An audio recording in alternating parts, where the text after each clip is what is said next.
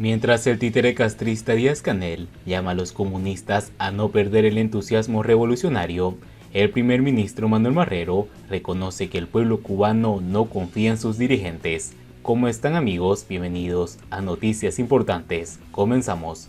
El gobernante dijo que comienzan a proliferar en Cuba manifestaciones de egoísmo, individualismo y pesimismo. El títere castrista Díaz-Canel convocó a los militantes del Partido Comunista de Cuba, PCC, a no perder el entusiasmo revolucionario en medio de la actual crisis económica, política y social que tiene el país.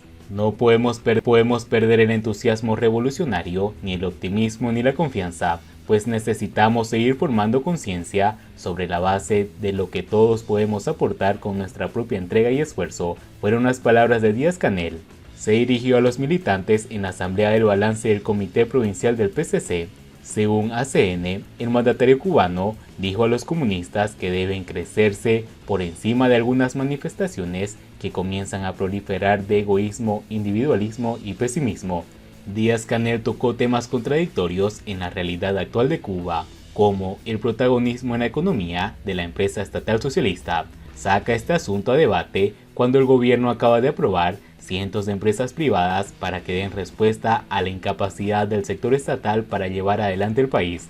Remarcó que dentro de la empresa socialista, un componente fundamental es la democracia y la participación, pero lo hace en un momento de dura represión del Estado, después de aprobarse sanciones de hasta 25 años de prisión a menores de edad que se manifestaron el 11 de julio pidiendo, entre otras cosas, libertad económica en Cuba. El gobernante considera que los comunistas cubanos deben aprovechar las reuniones del PCC para invitar a los no militantes a que aporten opiniones y criterios. Sin embargo, se niega a abrir canales de diálogo con la sociedad civil y ha reiterado en múltiples ocasiones que quienes se oponen a su gestión son supuestos enemigos de la revolución.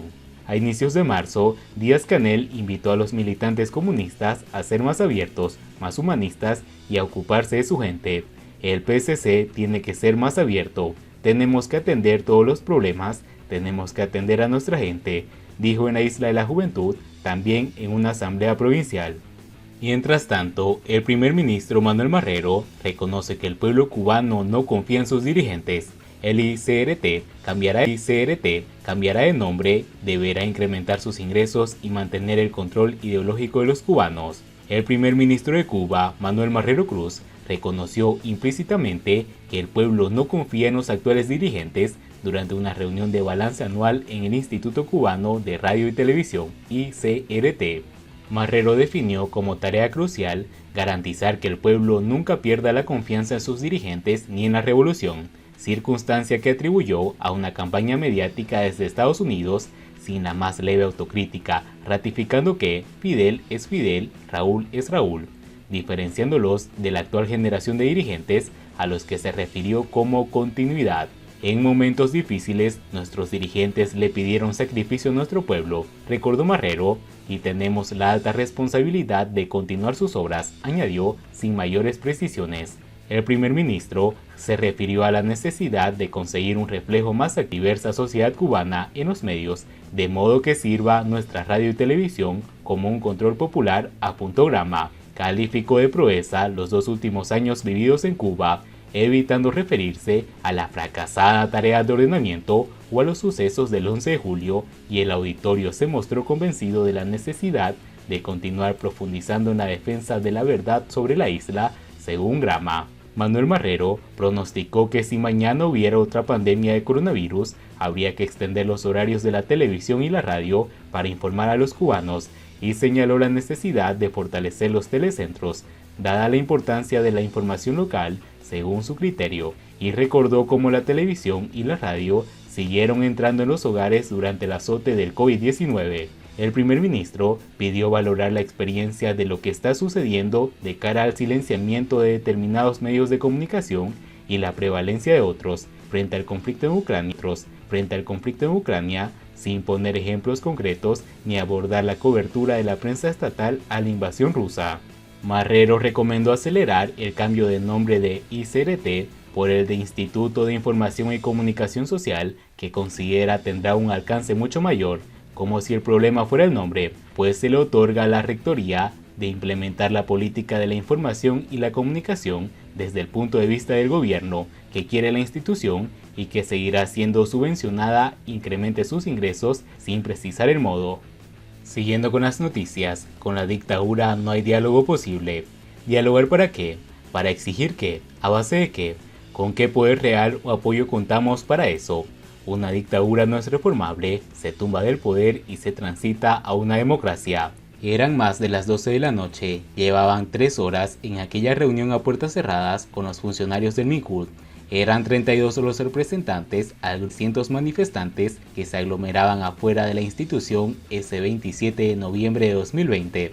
No había que ser muy inteligente para darse cuenta de las evasivas, de los compromisos propuestos, de las fingidas benevolencias y comprensión, y de la insistencia en una reunión o un encuentro en otro momento por parte del viceministro Fernando Rojas. Para los funcionarios, los representantes del poder, era fundamental disolver aquella masiva protesta, por eso recibieron a esos representantes, por eso fingieron un diálogo y entendimiento con ellos. Menos de 24 horas después, el Minkult rompía el pacto con uno de los puntos fundamentales, cese del linchamiento mediático. El propio viceministro compareció en Televisión Nacional tergiversando y mintiendo sobre lo sucedido ese día. Menos de una semana más tarde, la seguridad del Estado se volcaba con ferocidad contra el grupo del 27N, con lo cual se rompía todos los acuerdos, la tregua.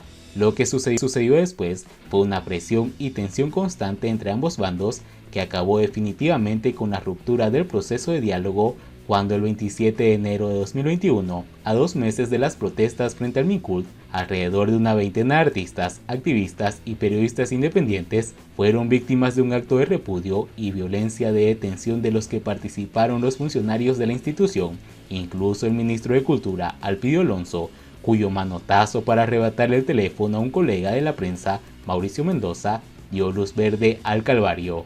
Ese día no se rompió el diálogo o la posibilidad de entablarlo. Ese día muchos entendieron que, definitivamente, habíamos sido engañados y que habían jugado con nosotros y, lo más importante, que no había diálogo posible con ese poder. Poco después, como una forma de mantener viva la iniciativa y el espíritu del grupo, el 27N comenzó a trabajar en una propuesta de diálogo entre los sectores de la sociedad civil. En aquel momento el movimiento San Isidro se adelantaría con una convocatoria similar, el llamado al diálogo nacional. Pronto las sucesivas dinámicas sociales y represivas contra los diferentes grupos opositores y de la sociedad civil acapararon nuevos titulares: la protesta en San Isidro, la nueva huelga de hambre de Luis Manuel Otero Alcántara, en protesta por la confiscación de sus obras y posterior encierro en el Hospital Calixto García, y la manifestación del 30 de abril en la calle Obispo, en la que resultaron todos arrestados, algunos liberados meses más tarde, y la crisis sanitaria, económica, y luego aquel glorioso 11 de julio. La frustrada marcha cívica por el cambio, convocada por el Grupo Archipiélago para el 15 de noviembre, volvería a dejar en evidencia la ineficacia de un mecanismo de entendimiento con la dictadura. Los cubanos hemos estado dialogando entre nosotros gracias a las redes sociales, pero creo que cada vez se hace más necesario, más que dialogar, debatir y lograr un espacio o punto de encuentro con ideas y proyectos afines, sobre todo la de luchar contra la dictadura y cómo lograr la ansiada democracia para Cuba, porque en ese régimen que reprime, que tiene a más de 1000 presos políticos, que golpea, tortura, intimida, incluso a madres para exigir la libertad de sus hijos, con ese régimen, el único diálogo posible es el que se vaya para pactar su salida del poder. Es probable que en el futuro se vuelva a abrir un canal de diálogo con la dictadura. Para ese entonces, aprendamos de la historia y de nuestros errores. No les sirvamos a sus propósitos, no les dejemos ganar más tiempo. Y bien amigos, así vamos terminando las noticias importantes del día de hoy. Por favor, nos ayudarían mucho compartiendo las noticias y así poder informar a muchas más personas de la verdadera realidad en Cuba. Patria y vida mis hermanos, nos vemos en el siguiente informe.